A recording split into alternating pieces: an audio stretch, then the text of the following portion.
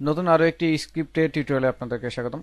আজকের ক্লাসে আমরা মূলত পয়েন্ট কিভাবে মুভ করে ইন্ডিভিজুয়ালি প্রত্যেকটা শেপ অথবা প্রত্যেকটা লাইনের পয়েন্ট ইন্ডিভিজুয়ালি খুব অল্প সময়ের মধ্যে স্ক্রিপ্টের মাধ্যমে সেই জিনিসটা দেখার চেষ্টা করব।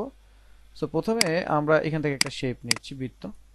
সো বৃত্তটাকে যে কোনো একটা কালারে আপনি কনভার্ট করে নেন। সো আমি এরকম একটা কালার দিলাম, এটাকে কপি করে বোঝার জন্য আরেকটা শেপ রাখলাম। দেন এই শেপটাকে সিলেক্ট করে আমরা চলে যাচ্ছি ফাইল থেকে স্ক্রিপ্ট, এখান থেকে পয়েন্ট মুভস র্যান্ডম। সো এই পয়েন্টটা নিয়ে আমরা জাস্ট এখান থেকে,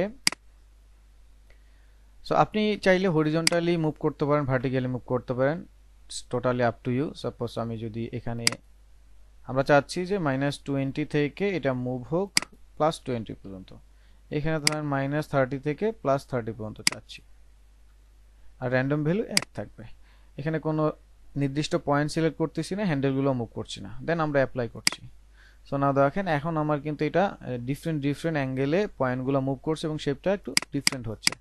আপনি অনেক সময় শেপের বিভিন্ন আকৃতি করতে চান, তো সিলেক্ট করে এইভাবে পারফেক্ট শেপ হয়তো আনতে পারেন না, সেক্ষেত্রে কিন্তু এটা দারুণ একটা ভূমিকা পালন করবে। সো রিভার্ট করে দিলাম, মানে আগের অবস্থানে চলে আসবো। দেন আমি চাচ্ছি ধরেন হরিজন্টালটাকে ফিক্সড করে ফেলবো, শুধু ভার্টিক্যালি মানটাকে মুভ করব। সো এখন দেখেন শুধু ভার্টিক্যালি মান মুভ হচ্ছে। রিভার্ট করে দিচ্ছি। আপনি চাচ্ছেন নির্দিষ্ট কোনো পয়েন্ট নিয়ে কাজ করতে, তাহলে ডিরেক্ট সিলেকশন টুলসে গিয়ে এই পয়েন্টটাকে সিলেক্ট করবেন। Then file, script, point move random অপশনটা ক্লিক করে দেন আগের মতো একই সেটিং রাখবেন, রেখে এবার আপনি select some of the points randomly, আপনার নির্দিষ্ট কিছু পয়েন্ট নিয়ে কাজ করবে, অথবা আপনি যেই পয়েন্টটায় চাচ্ছিলেন সেই পয়েন্টটা অ্যাপ্লাই করে দিবেন, শুধু ওই পয়েন্টটাই মুভ করবে, বাকি অন্য কিছুই মুভ করবে না। তো এখান থেকে আপনি যদি চান হ্যান্ডেল মুভ করাতে, তাহলে হ্যান্ডেলটা মুভ করবে। এই যে হ্যান্ডেলটা দেখেন, পয়েন্টের চাইতে হ্যান্ডেলটা এখন বেশি মুভ করছে।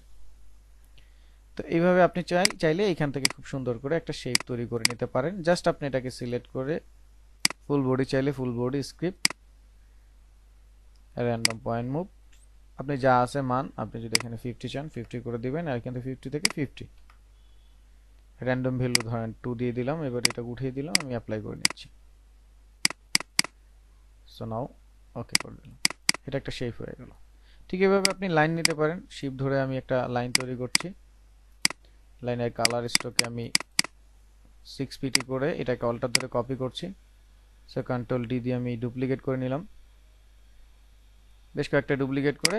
এখন আমি চাচ্ছি শুধু এই পয়েন্টটা, তাহলে এই পয়েন্টটাকে ডিরেক্ট সিলেকশন টুল দিয়ে আমি এভাবে সিলেক্ট করব। সাপোজ আমি এটাকে আরেকটা কপি করে রাখি বোঝার জন্য সবগুলোকে। So now direct selection tool দিয়ে আমি এই পয়েন্টগুলোকে সিলেক্ট করে ফাইল, স্ক্রিপ্ট, র্যান্ডম মুভ, এখান থেকে ফিক্স করে দিলাম ওইটাই। দেন এবার হচ্ছে এখানে 1 করে এবার আমি অ্যাপ্লাই করছি। সো নাও দেখেন এবার কিন্তু এখানে উপরের দিকে হচ্ছে। আপনি চাইলে এটাকে এখান থেকে সাপোজ এটাকে 0 করে দিলাম, আমি ফিক্স না করে এখানে 0, এখানে 0, এখানে আপনি 0 করে দিতে পারেন। নাও আপনি প্লে করতে পারেন।